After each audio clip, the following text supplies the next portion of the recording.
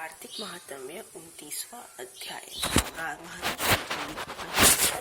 कृष्ण और वेणी नदी के तट पर शिव तथा विष्णु के गणों के बनिए के शरीर से कलह को मुक्ति किया। यह बात आप पूर्व में ही कह चुके हैं। हे धर्मज्ञ, यह कार्य इन दोनों नदियों के प्रभाव से या इस क्षेत्र के प्रभाव से हुआ। यह आप कृपा करके मुझसे कहिए, क्योंकि इस पर मुझे आश्चर्य है। श्री नारद जी बोले, कृष्ण नाम वाली नदी श्री कृष्ण का शरीर और वेणी साक्षात महादेवी जी का शरीर है। इनके संगम का महात्म्य ब्रह्मा जी भी वर्णन नहीं कर सकते। तब भी मैं इनकी उत्पत्ति का वर्णन कहूंगा, तुम सावधान मन से सुनो। चाक्षुष मनवंतर के आरंभ में ब्रह्मा जी महापर्वत के शिखर पर यज्ञ करने के निश्चय करके सब देवता तथा शिव विष्णु के सहित यज्ञ के सामग्री लेकर उस पर्वत के शिखर पर गए। तब भृगु आदि ऋषियों ने आदर पूर्वक ब्रह्म मुहूर्त में उन्हें दीक्षा देने का विचार किया। इसके बाद ब्रह्मा की बड़ी स्त्री द्वारा शीघ्र बुलाई गई। वह शनि आ रही थी। इतने में भृगु जी ने विष्णु भगवान से कहा, हे विष्णु, अपने त्वरा को शीघ्र बुलाया था, तब वो शीघ्रता से क्यों नहीं आई? ब्रह्म मुहूर्त टल जाने पर दीक्षा करते कैसे होगा? तब श्री कृष्ण ने कहा, यदि त्वरा समय पर नहीं आ सकती तो गायत्री को ही स्त्री मानकर दीक्षा विधान कर दीजिए। यह गायत्री पुण्य कर्म से उनकी स्त्री नहीं हो सकती है। श्री नारद जी बोले, महादेवी जी ने विष्णु भगवान के वाक्य का समर्थन किया। यह वचन सुनकर भृगु जी ने गायत्री को ब्रह्मा के दाहिनी ओर बैठाकर दीक्षा विधान प्रारंभ किया। ऋषिगण गायत्री को दीक्षा दे रहे थे कि उसी समय यज्ञ स्थल में त्वरा भी आ पहुंची। ब्रह्मा के साथ गायत्री को दीक्षित देखकर सप्तनी भाव से ईर्ष्या करती हुई क्रोध से कहने लगी, त्वरा ने कहा, जहाँ अपूज्यों की पूजा होती है और पूज्यों की अप्रतिष्ठा होती है, वहां पर अकाल मृत्यु तथा भय ये तीन निश्चय ही होंगे। यह गायत्री जो ब्रह्मा के दाहिनी और मेरे स्थान पर बैठी है, अतः यह अदृश्य बहने वाली नदी होगी। आप लोग ने अविचार से इसे मेरे स्थान पर बैठाया है, अतः आप लोग भी जड़ रूप नदी होंगे। नारद जी ने कहा। इस तरह उसके शाप को सुनकर क्रोध से गायत्री के ओठ कांपने लगे और देवताओं ने तपस्या रोकने को पर भी गायत्री ने उठकर त्वरा को शाप दिया। गायत्री ने कहा, ब्रह्मा जी के जैसे तुम्हारे पति हैं वैसे मेरे भी पति हैं। तुमने हमको व्यर्थ शाप दिया है, अतः तुम भी नदी हो जाओ। नारद जी ने कहा, तब तो शिव विष्णु आदि सभी देवता ने हाहाकार मच गया और सब कोई त्वरा को दंडवत प्रणाम करके प्रार्थना करने लगे। देवताओं ने कहा, हे देवी, जो आपने संपूर्ण ब्रह्मादि देवताओं को शाप दिया है, यदि हम सब कोई जड़ रूपी नदी हो जाए तो निश्चय ही तीनों लोग नष्ट हो जाएंगे। अविवेक यह काम अवश्य हुआ है, अतः इससे आप इस शाप को वापस ले लीजिए। त्वरा ने कहा, हे देवतागण, आप लोगों ने यज्ञ के आरंभ में गणेश जी की पूजा नहीं की। इसी से मेरे क्रोध रूप में यह विघ्न उपस्थित हो गया है। मेरा यह वाक्य भी झूठा नहीं हो सकता। इस कारण आप लोग अपने अपने अंशों से जड़ीभूत होकर नदी रूप में होंगे।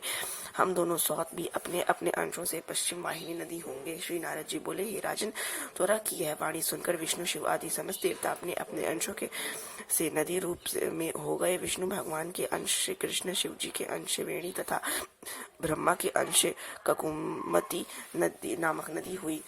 सब देवताओं ने अपने अपने अंशों की जड़ बनाकर फेंक दिया। उन लोगों का अंश भी सर्व पर्वत के शिखरों से अलग अलग नदी रूप में होकर बहने लगा। देवताओं के अंशों से पूर्ववाहिनी तथा उनकी स्त्रियों के अंशों से सैकड़ों हजारों पश्चिम वाहिनी नदियां उत्पन्न हो गई। गायत्री और त्वरा दोनों पश्चिम वाहिनी नदी होकर दोनों एक साथ बहने लगी। दोनों का नाम सावित्री पड़ा। ब्रह्मा ने उस यज्ञ स्थल पर विष्णु भगवान और शिव जी की स्थापना की। दोनों देवता महाबल तथा अतिबल नाम से विख्यात हुए। पाप विनाशक कृष्ण और उत्पत्ति का वर्णन जो प्राणी सुने या सुनावे, उसे कृष्ण संगम के दर्शन का स्नान का फल प्राप्त होता है। बोलो विष्णु भगवान की जय। 30वां अध्याय। श्री कृष्ण जी ने कहा, हे प्रिय, नारद जी के वचन सुनकर राजा पृथु को बड़ा आश्चर्य हुआ। अनंतर उन्होंने नारद जी की पूजा कर उन्हें विदा किया। इस कारण माघ, कार्तिक और एकादशी में तीन व्रत हमें अत्यंत प्रिय है। वनस्पतियों में तुलसी, महीनों में कार्तिक, तिथियों में एकादशी और क्षेत्रों में द्वारका धाम हमें बहुत प्रिय है। जितेंद्रिय होकर सेवन करता हुआ प्राणी जितना मुझे प्रिय है, उतना यज्ञ आदि करके भी नहीं होता। जो प्राणी विधि विधान से इनकी सेवा करते हैं। मेरे अनुपमा के कारण उनको पापों का कुछ भी भय नहीं होता। यह सुन सत्यभामा ने कहा, हे नाथ, आपने यह बड़ी आश्चर्यजनक बात कही कि दूसरे के दिए गए पुण्य से कलह की मुक्ति हो गई। इस कारण यह प्रभावशाली कार्तिक मास आपको इतना प्रिय है कि पति द्रोहादि पाप स्नान मात्र के पुण्य से नष्ट हो गया।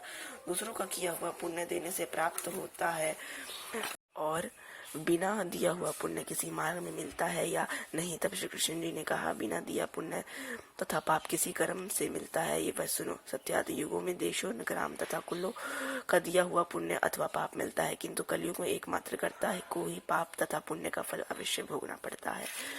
बिना किसी के संसर्ग के स्वयं किए हुए कर्मों की ऐसी व्यवस्था कही गई है।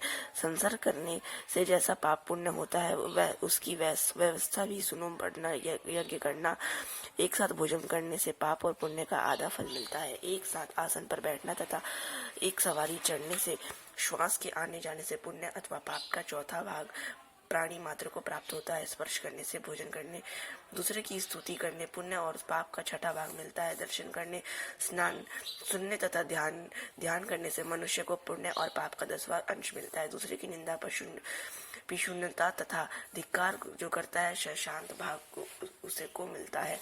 पुण्य करने वाले प्राणियों को जो मनुष्य सेवा करता है उन्हें सेवक का पाप लेता है और अपना पुण्य देता है। और वह स्त्री, नौकर और शिष्य के सिवाय सेवक किसी और मनुष्य को यदि सेवा के अनुसार द्रव्य नहीं देता तो सेवक उसके पुण्य का भागी होता है। भोजन के लिए एक पंक्ति में बैठकर भोजन कराने वाले की परोसी हुई पतल का जो मनुष्य लांघता है वह उसको अपने किए हुए पुण्य का छठा भाग देता है।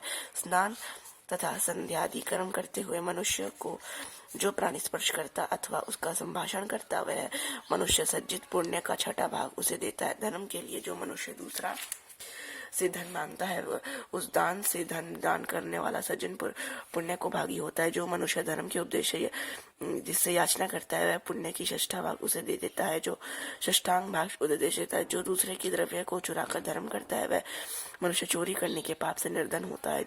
जिसका धन है वह पुण्य का भागी होता है। बिना ऋण दिए हुए जो मनुष्य मर जाते हैं तो वह धनी उसी ऋण के समान पुण्य को प्राप्त करते हैं। शिक्षा अथवा सलाह देने वाले, सामग्री को जुटाने वाले और प्रेरणा करने वाले ये सब पाप को पुण्य के छठे हिस्से का प्राप्त करते हैं। राजा प्रजाओं के पाप पुण्य की षष्ठांश का भागी होते हैं। गुरु शिष्यों की पति पत्नी का, पति का पुत्र स्त्री पति का किया हुआ पुण्य तथा पाप का छठा भाग पाते हैं। पति को प्रसन्न रखने वाले आज्ञाकारिणी स्त्री जो दूसरे के द्वारा कर्म करता है वह नौकर तथा अपने बेटे का अतिरिक्त पुण्य करने वाले प्राणी पुण्य का छठा भाग प्राप्त होता है। जीविका देने वाला मनुष्य जीविका ग्रहण करने के पुण्य के छठा भाग का भागी होता है यदि अपनी तथा दूसरे की सेवा न करावे। इसी प्रकार दूसरे के किए हुए पुण्य या पाप बिना दिए हुए भी अन्य को मिल सकते हैं, परंतु यह नियम कलयुग में नहीं है। कलयुग में ये तो एकमात्र कर्ता ही को पुण्य या पाप भोगने पड़ते हैं। इस विषय में एक अति प्राचीन और बड़ा उत्तम, पवित्र और बुद्धिवर्धक इतिहास मैं कहता हूँ, सुनो। बोलो विष्णु भगवान की जय। 30वां अध्याय संपन्न हुआ।